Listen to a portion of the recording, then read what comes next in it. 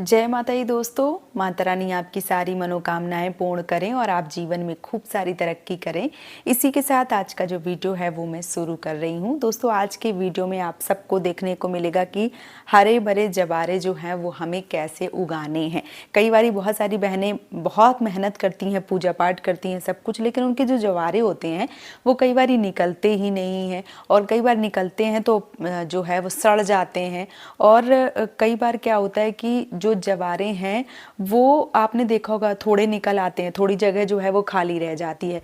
तो आज के वीडियो में मैं आपको बताऊंगी कि जवारे जो हैं वो एकदम से घने नीचे से ही निकलेंगे, और बहुत ही सुंदर जवारे जो हैं जब आप माँ को समर्पित करेंगे तो माता रानी भी आपसे प्रसन्न हो जाएंगी। ऐसे जवारे जो हैं वो मैं आज के वीडियो में आप सबको दिखाने वाली हूँ, बताने वाली हूँ कि इस नवरात्रि जो है वो आपको कौन सी गलतियाँ नहीं करना है जिनसे आपके जवारे खराब हो जाते थे, और क्या करना है जिनसे आपके जवारे जो हैं वो बहुत ही ज़्यादा खूबसूरत और सुंदर जो है वो हो जाएं। तो क्या करना है, जवारे बोने के लिए आपको इस तरीके का मिट्टी का कुंडा जो है वो लेना होता है। अब बहुत सारे लोग ज़मीन में मिट्टी डाल के खेत बना के जो जवारे हैं वो बोते हैं, या बहुत सारे लोग थाली या परात लेके उसमें जो जवारे हैं वो बोते हैं। तो कई बार क्या होता है कि जो जवारे हैं वो ज़्यादा पानी से भी सड़ जाते हैं, कई बार पानी ना पहुंचने से भी सड़ जाते हैं। मैं आपको बताऊं, ये जो कुंडा है ये आप मिट्टी का ले लीजिए, बहुत ज़्यादा महंगा नहीं आता है, ये जो घड़े वगैरह की दुकान में होता है ईजिली मिल जाता है।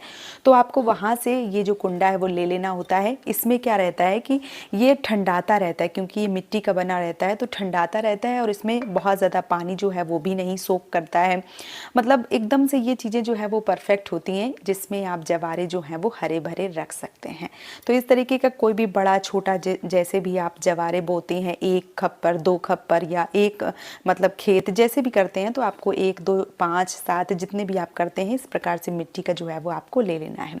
मिट्टी का लेने के बाद में आपको इसको कम से कम 2-3 घंटे के लिए पानी में भिगो देना है, जिससे क्या होगा कि जो पानी होगा इसके अंदर सोख कर जाएगा। फिर जब आप इसमें जवारे बोएंगे तो फिर आपको दिक्कत जो है वो नहीं होगी, इसलिए आपको एक बार इसको अच्छे से सोख कर देना है। तो आपको इस तरीके का जो पात्र है, जो कुंडा है, उसको पानी में भिगो के और उसके बाद थोड़ी देर के लिए आप चाहें तो धूप में या बिना धूप के भी एक जगह कहीं पे इस तरीके से उल्टा जो है वो कर दें, ताकि जो पानी है वो अच्छे से निकल जाए। अब ये पात्र जो है वो जवारे बोने के लिए एकदम से तैयार है। अब क्या करना है, आपको मिट्टी जो है वो लेना है। तो मिट्टी आप साफ स्वच्छ मिट्टी लें, चाहे तो आप जैसे गंगा यमुना नदी के किनारे जो भी मिट्टी मिल जाए वो आप मिट्टी ले लें, या जहाँ से भी आप ले रहे हैं शुद्धता का ध्यान रखना है। कहीं ऐसी जगह से मिट्टी ना उठाएं, पता चले कि वो गंदगी हो और फिर वो मिट्टी जो है वो ठीक नहीं रहेगी। इसलिए क्योंकि माता रानी के जवारे होते हैं तो इन सारी चीज़ों का ध्यान जो है वो हमें विशेष रूप से रखना होता है। तो मिट्टी जो है, मिट्टी का भी चयन करें। कई बार क्या होता है, तालाब वगैरह की मिट्टी अगर आप ले लेते हैं तो वो जो जवारे होते हैं वो नहीं जमते हैं, उगते ही नहीं हैं। तो इस चीज़ का भी विशेष रूप से ध्यान रखना है आपको। जो मिट्टी हो, पीली अगर मिट्टी मिल जाती है तो बहुत ही सुंदर है, ना तो अभी देखिए बाज़ार में भी मिट्टी जो है वो उपलब्ध है, तो वहाँ से भी आप खरीद सकते हैं। उसके बाद ये जो आपने कुंडा लिया है, इस कुंडे में आपको स्वास्तिक, श्री या टीका रोली जो है वो लगा के इस पात्र को तैयार कर लिया जाता है। फिर ये जो मिट्टी है वो ले ली जाती है। अब बोने के लिए आपको क्या करना है, बोने का जो है वो 2 तरीके से बोए जाते हैं। बहुत सारे लोग जौ से बोते हैं, बहुत सारे लोग गेहूं से बोते हैं, मतलब गेहूं का जो बीज है वो डालते हैं। बहुत सारे लोग जौ जो है वो बो के जो जवारे हैं वो उगाते हैं।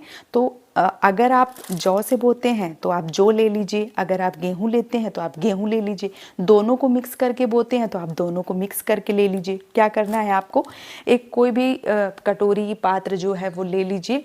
फिर आपको क्या करना है, उसमें जैसे मान लीजिए कि मैं यहाँ पे थोड़े आपको करके दिखा रही हूँ, तो मैं आपको बता दूँ कि जैसे मैंने यहाँ पे थोड़े से गेहूँ जो है वो डाल दिए हैं। इसके बाद थोड़े से जो जवारे हैं वो मतलब जो जौ हैं वो आपको डाल देने हैं इस प्रकार से। तो जब आप जो बोने वाले जो बीज हैं जब डालते हैं तो गेहूँ और जो जौ हैं वो आपको पानी में इस तरीके से डाल देना है। फिर जो ऊपर आप देख पा रहे हैं, ये जो ऊपर आ जाते हैं, तो ये जो दाने हैं ये जमेंगे नहीं, ये उगते ही नहीं है, इसलिए इनको निकाल देना है। और जो नीचे बैठ जाते हैं ये सारे दाने जो हैं वो अच्छे होते हैं। कई बार क्या होते हैं, कीड़े वगैरह खा लेते हैं, तो ऊपर की जो फुकली है वो रह जाती है, और जो मतलब अंदर का होता है वो सब सब कीड़े खा डालते हैं। तो इससे जो आपके जवारे हैं वो जमते नहीं हैं, उगते नहीं हैं। तो आपको इस बात का विशेष रूप से ध्यान रखना है। अब ये जो आपने भिगो दिए हैं, इसको कम से कम 1 दिन के लिए, मतलब 1 दिन और 1 रात के लिए आप छोड़ दीजिए। फिर उसके बाद अगर आप बोते हैं ना, तो ये जो जवारे हैं वो पूरे के पूरे अच्छे से निकल आते हैं। और दूसरी बात जो है वो ये है कि जब भी आप पानी डालें, सुबह और शाम जो है वो आपको पानी डालना चाहिए।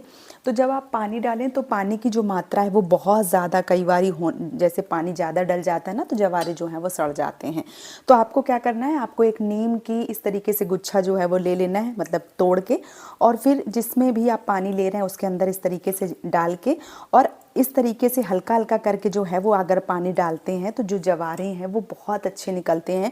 अच्छी तरीके से पानी भी पहुंचता है, ना ज़्यादा पानी पहुंचता है ना कम पहुंचता है। सुबह और शाम, जब आप सुबह पूजा करें तब भी आपको पानी जो है वो डालना है, और शाम को जब आप दिया बाती करेंगे तब भी आपको पानी जो है वो डालना। बहुत ज़्यादा पानी ना डालें, बस इसी से आपको इस तरीके से किनच देना है, जिससे जो जवारे हैं वो बहुत अच्छे निकलते हैं। इसके साथ ही साथ एक चीज़ जो है वो मैं और आपके सबके साथ शेयर कर रही हूँ।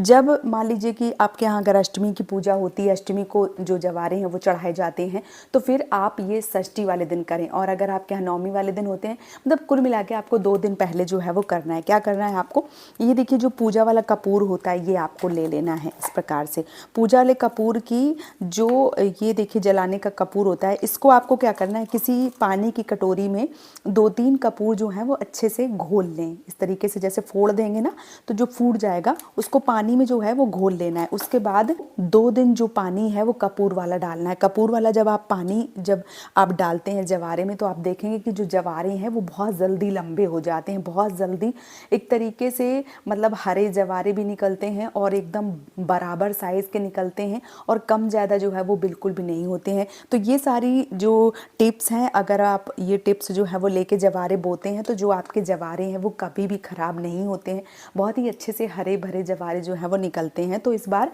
3 तारीख को आप जब नवरात्रि जो है वो शुरू करेंगी और जब जवारे बोएंगी, तो इन सारी चीज़ों को जो है वो आपको ध्यान में रखना है और जो जवारे हैं वो बोना है। आप देखेंगे हर साल से अच्छे इस बार जो जवारे हैं वो आपके निकलेंगे, और आप आकर कमेंट करेंगे कि वाकई में जो जवारे हैं जिस टिप्स से आपने बताया उस तरीके से अगर आपने किए हैं तो बहुत सुंदर जवारे जो हैं वो निकले हैं। तो आने वाली 3 तारीख को इस बार जवारे बोइए, और आपके जवारे कैसे निकलते हैं ये आप मुझे ज़रूर बताइए कमेंट बॉक्स में। और अगर आपको वीडियो पसंद आए हैं, ये मेरे बताए गए टिप्स एंड ट्रिक्स पसंद आए हैं, तो आप मुझे सपोर्ट ज़रूर करें इस चैनल को सब्सक्राइब करके। आज का वीडियो यहीं पे समाप्त कर रही हूँ दोस्तों। जय माता दी।